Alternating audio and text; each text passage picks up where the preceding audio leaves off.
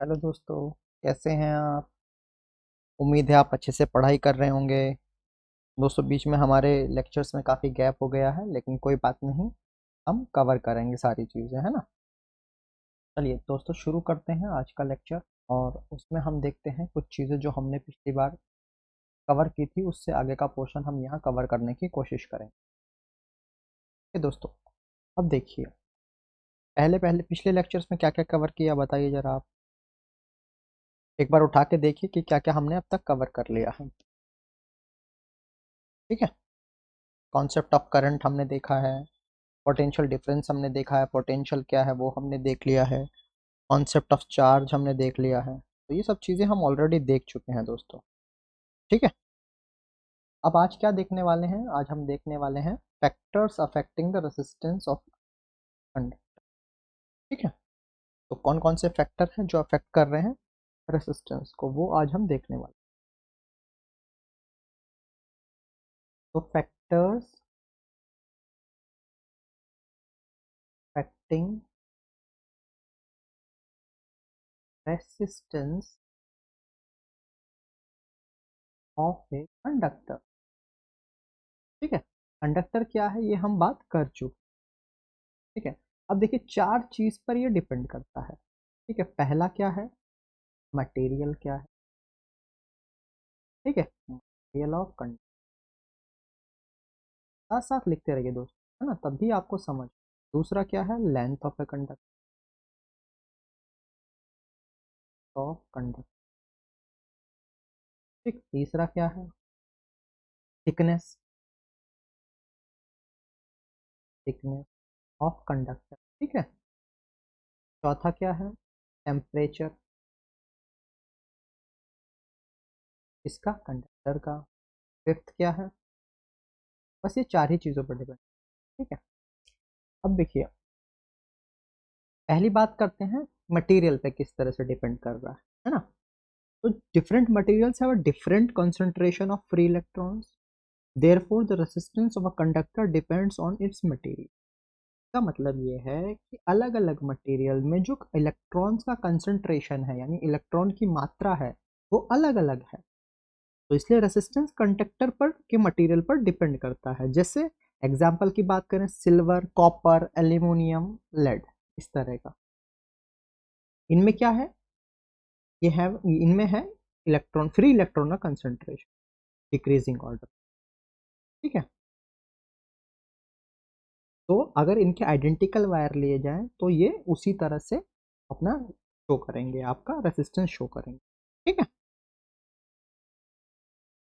जिन substance में large number of concentration of electron होगा वो लेस। चलिए थोड़ा सा डिटेल में, है ना, देख लेते हैं। पहला हमने क्या कहा? पहला है हमारा मटेरियल। Material of conductor. ठीक है। इस पे हमारा डिपेंड कर। ठीक है।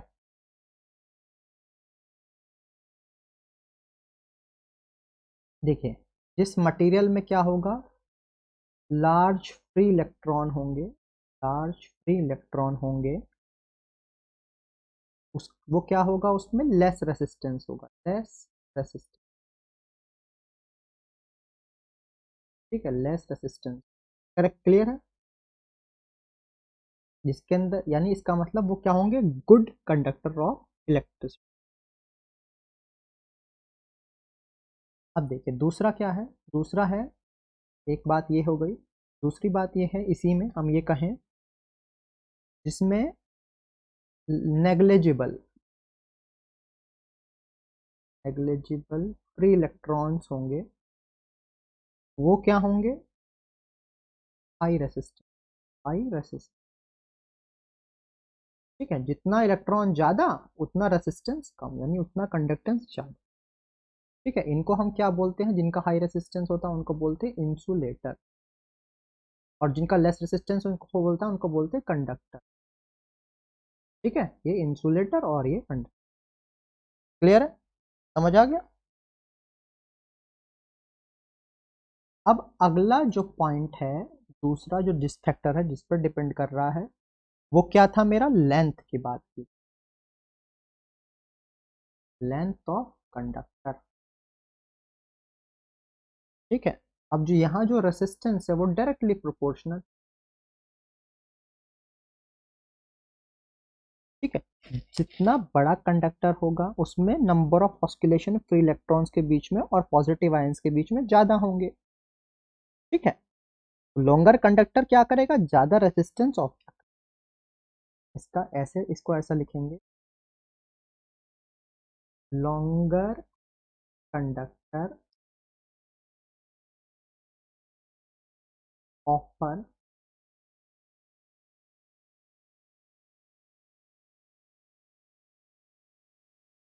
मोर रेसिस्टेंस, ठीक है। क्यों मोर रेसिस्टेंस, इसका इस क्यों, क्योंकि इन longer conductor number of collisions, जितने नंबर ऑफ कॉलिजन्स होंगे of free electrons with positive ions will be more, ठीक है। जितना बड़ा कंडक्टर होगा उतने number of collisions free electrons और पॉजिटिव आयंस के बीच में ज़्यादा होंगे। पिछली बार हमने समझा था रेजिस्टेंस कैसे ऑफर हो रहा था, कैसे ऑफर हो रहा था, हमने कहा था कि पॉजिटिव आयंस और इलेक्ट्रॉन्स के बीच में आपस में, ये वाला फिगर याद हो तो आपको, हमने पिछली बार देखा था, ठीक है। कुछ चीज़ें आपको याद आ रही हैं, हमने कॉलिजन की भी यहाँ पर बात की थी कि किस तरह से कॉलिजन हो रहा है, ठीक है, थोड़ा आपको याद आया होगा, ठीक है। जितना लंबा कंडक्टर होगा उतने नंबर ऑफ कॉलिजन ज़्यादा होंगे, उतना हीट प्रोड्यूस, ठीक है दोस्तों। चलिए, उम्मीद है ये वाला पोर्शन भी आपको समझ आ गया। अब तीसरा हमारा बात कर रहा है थिकनेस ऑफ इंडक्टर, थिकनेस बढ़ने से क्या बढ़ जाएगा, एरिया बढ़ जाएगा। तीसरा हम कह रहे हैं थिकनेस, थिकनेस ऑफ कंडक्टर, ठीक है। अब देखिए, तो बोलेंगे are inversely proportional to the area, ठीक है। देखिए, जैसे कंडक्टर होगा इसका थिकनेस बढ़ने का मतलब क्या है, इसका थिकनेस बढ़ने का मतलब है कि इसका एरिया बढ़ गया। ये क्या होती है, ये तो लेंथ है, लेंथ बड़े होने से भी डायरेक्टली प्रोपोर्शनल हो रहा है, लेकिन एरिया बढ़ने से ये इनवर्सली प्रोपोर्शनल हो रहा है, ठीक है। देखिए, कंडक्टर को लार्जर क्रॉस सेक्शनल एरिया मिलेगा फ्लो होने के लिए कंपेयर टू थिन कंडक्टर, ठीक है। तो इसलिए thick conductor less resistance offer करेगा, क्लियर है दोस्तों। if the radius of the wire of the same length is doubled the area of the cross section becomes whole time, यानी its resistance becomes 1/4 of the radius, ठीक है। अब देखिए, ऐसे समझ, ये बात आपको समझ आ गई। अब देखिए, अगर मैं बात करूं, ये देखिए, ये इस क्रॉस सेक्शनल एरिया को मैं यहाँ पर दर्शा रहा हूँ, ये इस तरह से हो गया, इसकी मानिए रेसिस्ट, ये इसकी जो रेडियस है स्मॉल आर से कर लेते हैं, क्योंकि कैपिटल आर से तो हमने क्या क्या बनाया हुआ है, कैपिटल आर से मैंने रेसिस्टेंस डिनोट किया हुआ है, ठीक है। तो यहाँ पर इसको लिख लेते हैं स्मॉल आर से, ये भी क्लियर हो जाएगा आपको स्मॉल आर से। अब देखिए, अगर मैं पहली बात करूँ, एक R1 रेसिस्टेंस है जिसमें एरिया क्या होता है, पाई आर स्क्वायर होता है, पाई आर स्क्वायर होता है, करेक्ट। सर्कल का एरिया क्या होता है, पाई आर स्क्वायर है, तो एक को मैंने कहा R1, ठीक है। इसी तरह से मैंने दूसरा कहा पाई R2 का स्क्वायर, करेक्ट है। अब जब मैं इनका रेशियो बनाऊंगा तो क्या बनेगा, R1/R2, देखिए उल्टा कर लेते हैं क्योंकि मुझे R2 की वैल्यू निकालनी है, R2/R1, तो मैं इसको कैसे लिखूंगा, 1 पहले R2 की वैल्यू पाई R2 का स्क्वायर, ठीक है। अब डिवाइड करेंगे 1/R1 की वैल्यू पाई R1 का स्क्वायर, जब हम इस तरह से लिखते हैं तो ये वाली वैल्यू चली जाती है ऊपर और ये दोनों आपस में मल्टीप्लाई हो जाती हैं, इस तरह से मल्टीप्लिकेशन होता है दोस्तों। आपको फिजिक्स के साथ थोड़ा मल्टीप्लिकेशन भी बताना पड़ रहा है, चलिए बता देते, कोई बात नहीं।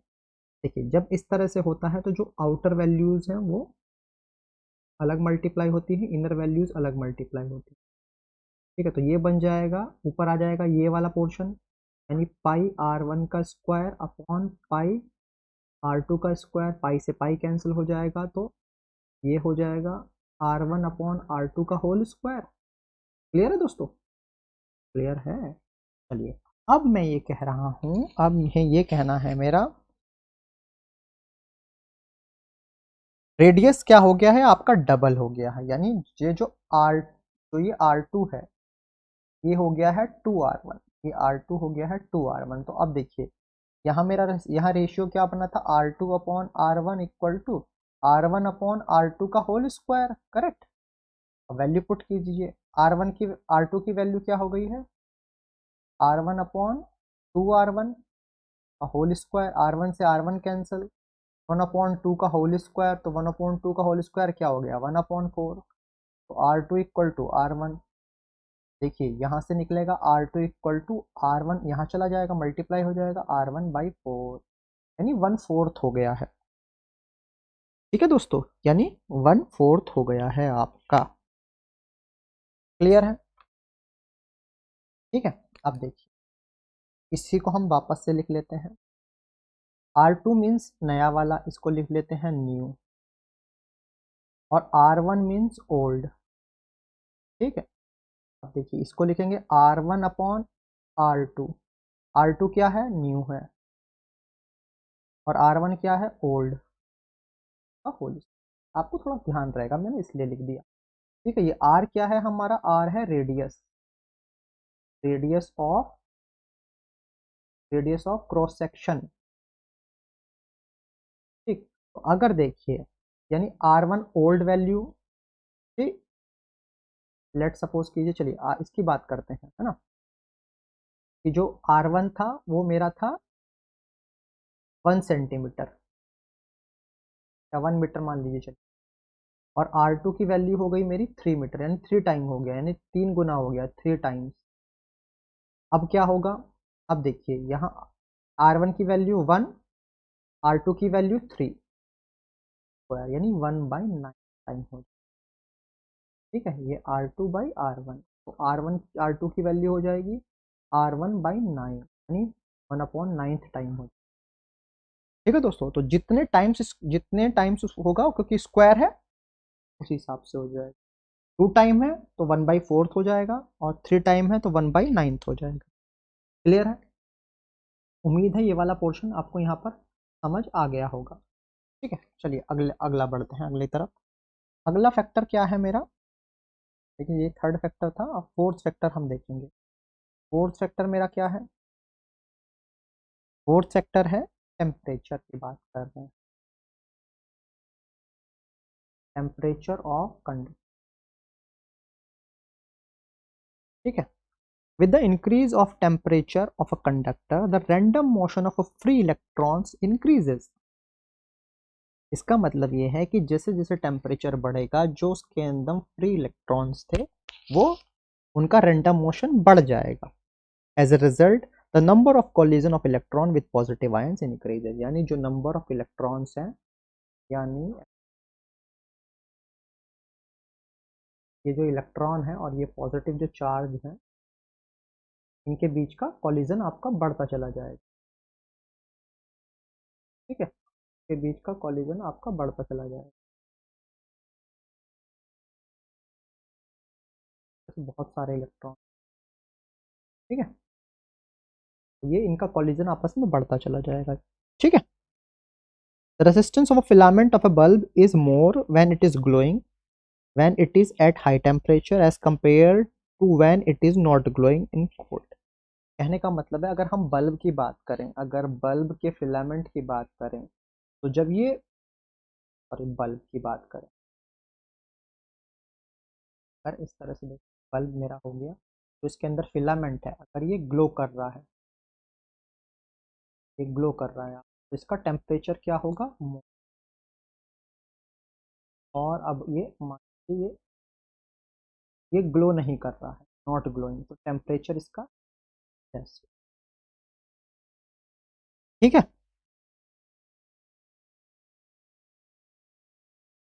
ओके, क्लियर है? यानी इसका टेम्परेचर ज़्यादा होगा तो इसका रेसिस्टेंस भी ज़्यादा होगा, रेसिस्टेंस, रेसिस्टेंस लेस। ठीक है, यानी टेम्परेचर के भी ये प्रोपोर्शनल हो गया। ठीक है, उम्मीद है ये वाला पोर्शन भी आपको यहाँ पर समझ आ गया होगा। क्लियर है दोस्तों? चलिए अब आगे बढ़ते हैं, अब हम और चीज़ें थोड़ा सा इसमें देखेंगे अभी, है ना। ठीक है दोस्तों, अब देखिए अगला टॉपिक हम इसमें थोड़ा सा देखते हैं, स्पेसिफिक रेसिस्टेंस और रेसिस्टिविटी।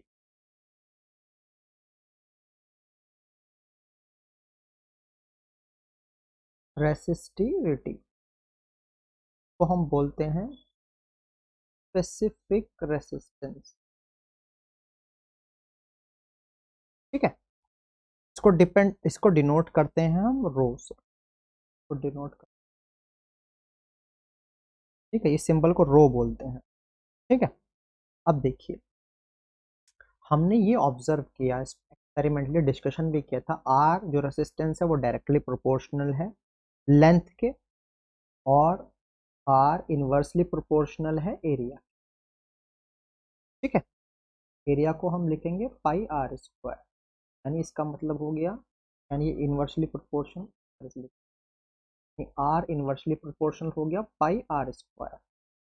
ठीक है, अगर हम इन दोनों को कंपेयर करें, इक्वेशन और वन, इसको मैंने इक्वेशन 1 मान लिया, इसको 2 मान लिया, या इसको भी 2 मान लीजिए। ठीक है, तो अगर 1 और 2 को कंबाइन करें, 1 एंड 2 से कंबाइन करके आएगा R equal to rho L upon A. ये जो रो है यही है आपका स्पेसिफिक रेसिस्टेंस। जो कांस्टेंट यहाँ पर आया हटाने के बाद प्रोपोर्शनैलिटी, उसको हमने कहा स्पेसिफिक रेसिस्टेंस या रेसिस्टिविटी। ये भी डिफरेंट होता है हर मटेरियल्स के लिए अलग। ठीक है, तो अगर यहाँ से हम रो को ड्राइव करें तो यहाँ क्या चला जाएगा, आर ए डिवाइडेड बाय। ठीक है, क्लियर है? ठीक है दोस्तों, अब देखिए यहाँ पर मैंने लिखा rho equal to R A upon L, मैंने कहा L equal to 1, area equal to 1, तो यहाँ से रो क्या बन गया है, आर बन गया। तो इसीलिए रेसिस्टिविटी को बोलते हैं स्पेसिफिक रेजिस्टेंस। क्या है specificity? Length equal to 1, area equal to 1। तो specific resistance of a material is the resistance of a wire of that material of unit length and unit area of the cross section.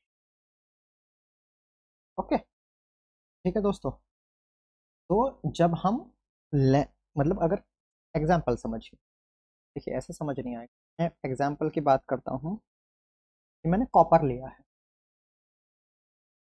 Copper का wire लिया। ठीक है, अब मैंने एक wire ऐसा लिया, एक ऐसा वायर लिया जिसका एरिया 1 था और इसका लेंथ भी 1 था। ठीक है, तो जो इसका रेसिस्टेंस आया वही उसकी स्पेसिफिक रेसिस्टिविटी कहलाएगा, यानी कि उसका स्पेसिफिक रेसिस्टेंस कहलाएगा, यानी रेसिस्टिविटी कहलाएगा। तो दोस्तों इस मेथड से हम फाइंड आउट करते हैं कि किस मटेरियल का क्या स्पेसिफिक रेसिस्टेंस। आप अपनी बुक में भी देखेंगे तो एक टेबल बनी होगी जिसमें सारे जितने मेटल्स दिए हुए हैं जो इंपॉर्टेंट हैं उनकी स्पेसिफिक रेसिस्टिविटी दी हुई होगी। ठीक है, क्लियर? अब देखिए रेसिस्टिविटी की अगर यूनिट की बात करें तो यहाँ क्या होगा, ये आर ए बाई एल। अब देखिए ये हो गया आपका ओम में, ये हो गया आपका मीटर स्क्वायर में, और होगा ये मीटर में, तो आप इसको कैलकुलेट करेंगे तो ये आएगा ओम मीटर। रेसिस्टेंस की रेसिस्टिविटी की यूनिट क्या हो गई, ओम मीटर हो गई। क्लियर है आपको, ये समझ आ गई? क्लियर है दोस्तों, तो हमने यहाँ ये भी डिस्कशन कर लिया है क्या क्या फैक्टर अफेक्ट करते हैं रेसिस्टिविटी को। देखिए फैक्टर क्या क्या इफेक्ट करते हैं, अगर पहली बात करें स्पेसिफिक रेसिस्टेंस को, क्या है, ये एक बेसिकली एक प्रॉपर्टी है। तो प्रॉपर्टी है तो मटेरियल, किस मटेरियल है, क्या किस मटेरियल का है ये डिसाइड करेगा। दूसरा टेम्परेचर, किस टेम्परेचर पे है। ठीक है, क्लियर है दोस्तों? It increases with the increase in temperature for metals but it decreases with increase in the temperature for semiconductors.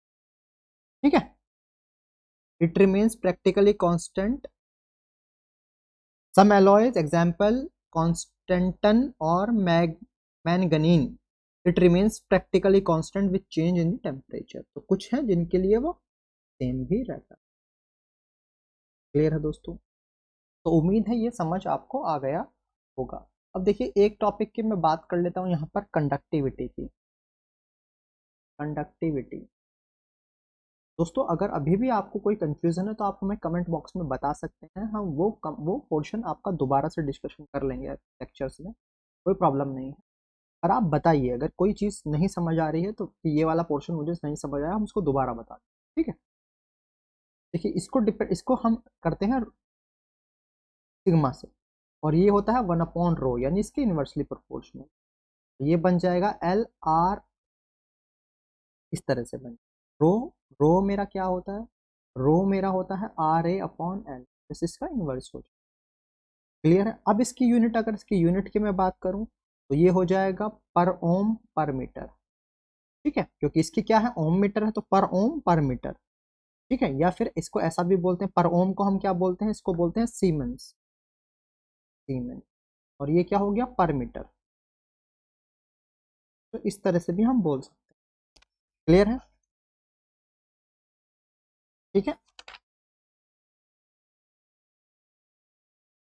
तो दोस्तों आज के लेक्चर में हम सिर्फ इतना सा डिस्कशन कर रहे हैं, और फिर कुछ और लेक्चर में कुछ और चीज़ें हम डिस्कशन करेंगे।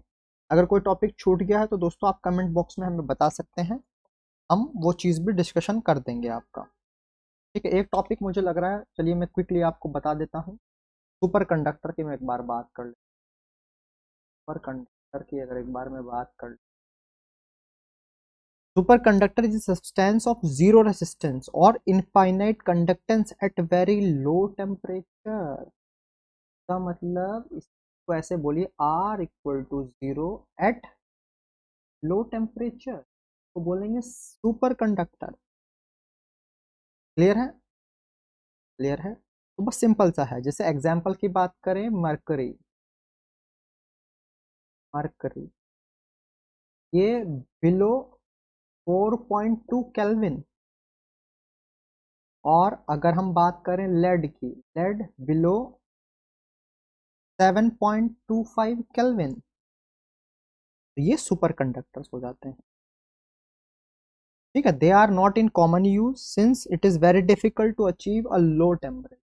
दोस्तों जनरली ये प्रैक्टिकल लाइफ में आपको यूज करते हुए इसलिए नहीं मिलेंगे क्योंकि इतना लो टेम्परेचर मेंटेन रखना बहुत ही मुश्किल। ठीक है, चलिए तो इसी के साथ मैं ये लेक्चर एंड करूंगा। अगले लेक्चर्स में हम कुछ न्यूमेरिकल्स देखेंगे, ठीक है। जो अब तक हमने थ्योरी पढ़ा है उस पर कुछ हम न्यूमेरिकल देख लेंगे, ठीक है। और फिर भी अगर आपको कोई टॉपिक लग रहा है छूट गया है तो अभी तक हमने कवर किया है, तो आप कमेंट बॉक्स में ज़रूर बताइए। चलिए, ओके बाय, टेक केयर, जय हिंद जय भारत।